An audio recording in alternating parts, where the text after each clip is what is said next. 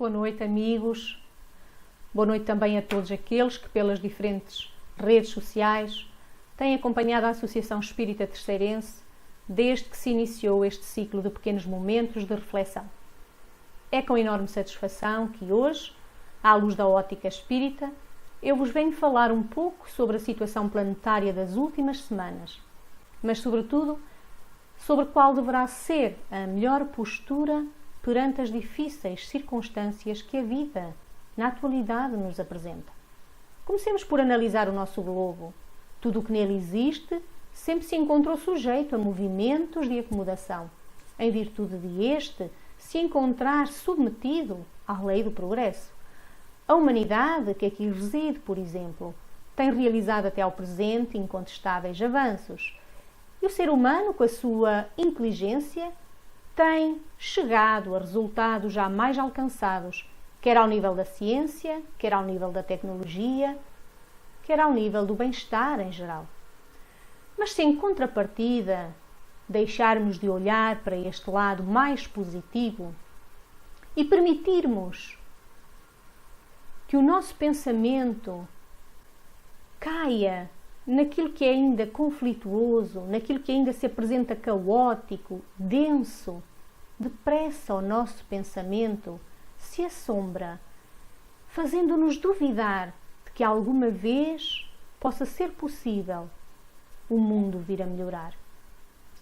No livro Amanhecer de uma Nova Era, Manuel Filomeno de Miranda diz-nos que estamos precisamente numa época de transição, época na qual cada espírito, em processo de crescimento intelecto-moral, tem um imenso progresso a realizar. O de fazer que entre si reine a fraternidade, a solidariedade, a fim de assegurar no planeta os dias de bem-estar que tanto desejamos. Acontece que somente quando cada ser humano despertar sua consciência, quando realmente cada um olhar para as responsabilidades que lhe dizem respeito, é que verdadeiramente o processo de autodescobrimento se efetuará. É que cada um verdadeiramente se há de questionar sobre quem é, de onde vem, para onde vai. Foi precisamente isso que aconteceu com Tolstói, não sei se sabem. O famoso escritor russo, que ao se achar num período de profunda tristeza, começou a refletir sobre o existir, sobre o porvir e sobre o viver. Tolstói, tomado por uma insatisfação geral, decidiu-se a ler o Evangelho. E aí diz ele que encontrou, sem esperar, as respostas que tanto procurava, a alegria de viver, o caminho para a sua modificação interior. Além de Tolstói, hoje, cada vez mais, outras pessoas se interessam também pelas questões da alma, ou procuram pelo menos compreender as causas atuais do sofrimento. São já motivos suficientes para notarmos que um pouco por toda a parte, seja pelo recurso à terapia, seja por outras formas de ajuda, todas estas novas práticas espiritualistas se estejam a tornar práticas comuns. Há quem o faça por intermédio de um médico especialista. Há quem necessite de ajuda e por isso recorra à psicologia ou a um terapeuta. Há quem simplesmente desabafe com um bom amigo, com uma boa amiga. E há aqueles que, como Tolstói, encontraram na filosofia espírita explicações racionais que iluminam a consciência e que ajudam a enxugar as lágrimas nos momentos de dor. A filosofia espírita é isso, amigos. Não tem nada de mistificadora. Conta já com 163 anos de existência, feitos agora no dia 18 de abril.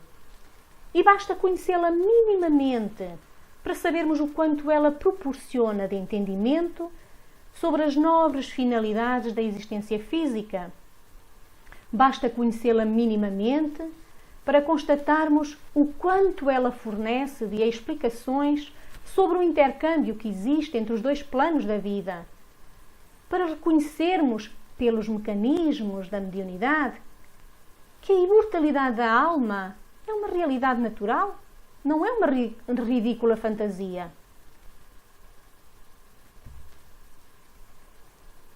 Não acredita?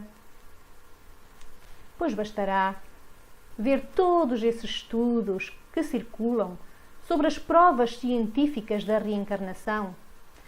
Bastará começar a ler o Livro dos Espíritos ou o Evangelho segundo o Espiritismo, que depressa compreenderá toda a seriedade que reside no Espiritismo. Mesmo assim, ainda há quem considere que a vida é uma só, não há? Que a morte representa o fim, que o túmulo seja a porta final.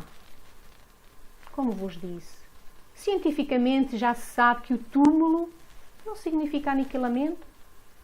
Já se sabe que a vida prossegue. A vida prossegue, sim. E o intercâmbio mediúnico? Não é ele que expressa tão bem essa realidade e que nos mostra que não faz qualquer sentido continuar a viver sem a dúvida de que a vida continua? O lógico nos dias de hoje seria, depois de todas as provas, vivermos de maneira compatível com essa convicção. Mas, infelizmente, nem sempre assim ocorre. Não com todos. A par das imensas conquistas, dessas conquistas de que eu falei, conquistas científicas, conquistas tecnológicas, que nos permitiram evoluir exponencialmente, vemos ou não vemos, cada vez mais, sobretudo agora, que nunca houve tanto vazio existencial quanto agora.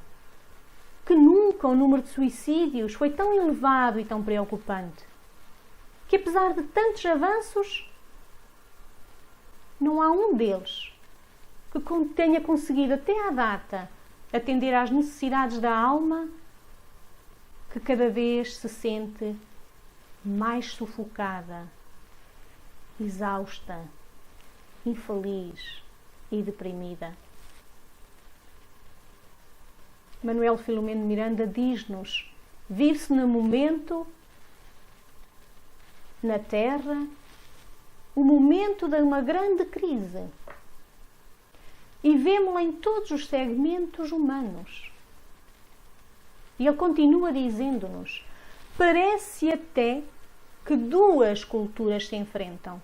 A que desaparecerá, mas somente depois de muitas dores, e a que se instalará renovadora e fraternal quando entendermos que o primeiro passo para a vitória do bem é a transformação moral da criatura humana, superando as suas más inclinações, adotando comportamentos saudáveis.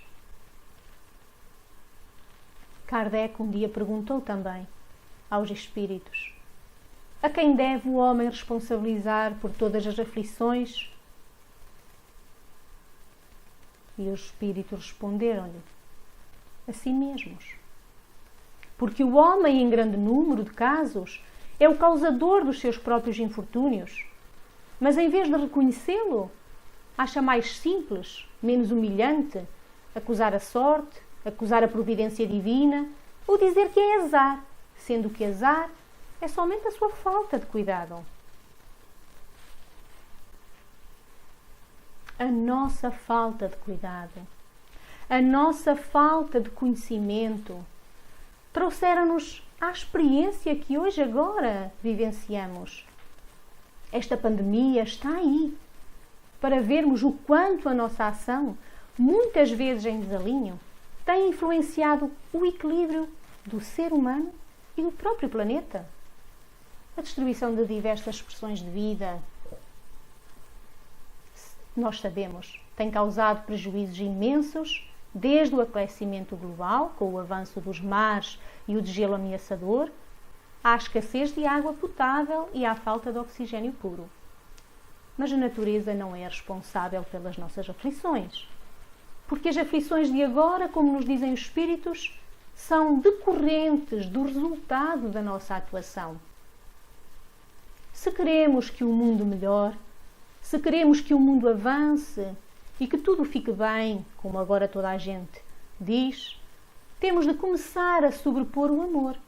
Temos de começar a sobrepor a fraternidade, a sobrepor a solidariedade e tudo isso acima dos progressos feitos nas áreas do bem-estar material.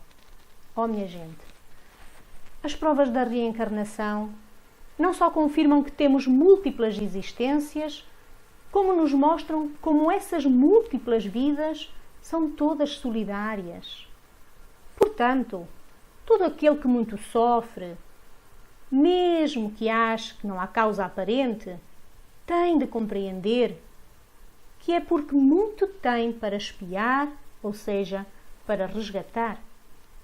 A dor, dizem-nos os benfeitores espirituais, não é castigo, é recurso terapêutico.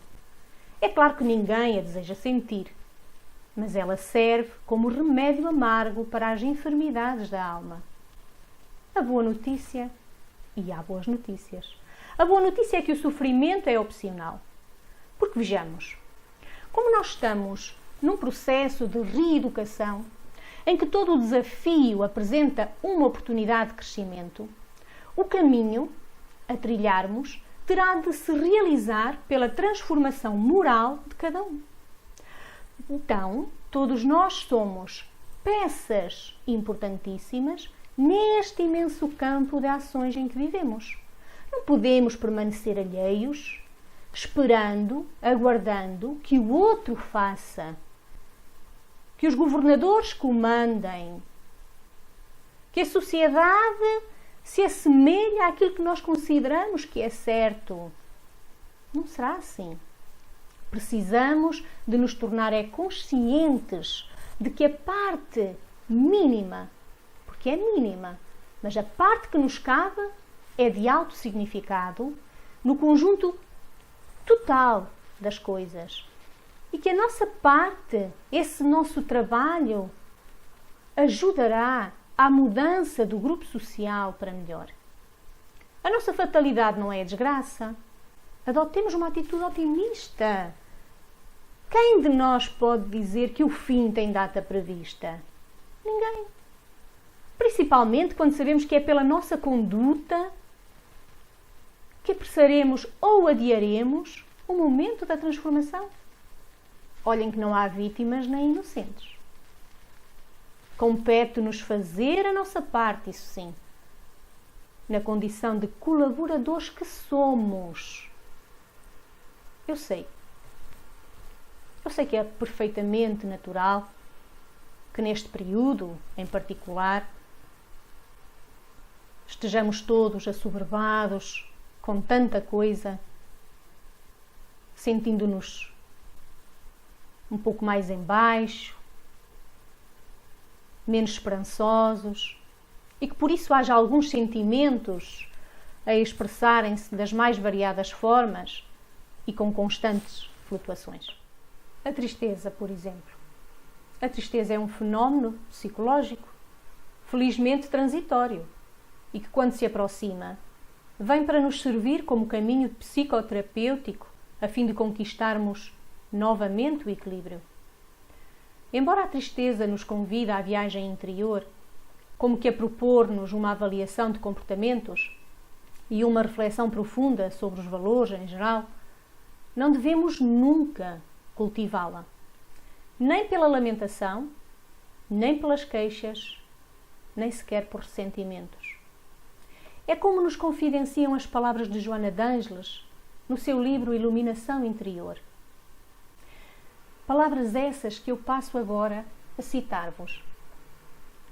Sem qualquer dúvida, diz ela, este é o tempo anunciado, convocando à reflexão. Acautela-te do arrastão que varre o planeta. Cuida de discernir aquilo que deves em relação ao que não te compete vincular. Recorda a transitoriedade do corpo somático e a complexidade da abençoada máquina orgânica e resguarda-te em paz. Obtempera com cuidado antes de tomares decisões e armazena-te de equilíbrio e de dever em relação à vida. O mundo não se encontra à deriva. A grande transformação vem operando-se conforme os planos sábios. Não invistas na tragédia do viver apenas por agora, porque continuarás vivendo, queiras ou não, após terminado este momento. Antes de agires, reflexiona, atenda aos impositivos da evolução da qual fazes parte, pois estás na Terra, para a realização de tarefas próprias que não podes deixar para segundo plano ou simplesmente ignorar. Desperta, liberta-te das futilidades, da insensatez, age no bem. É tempo ainda de imprimires rumo novo à existência.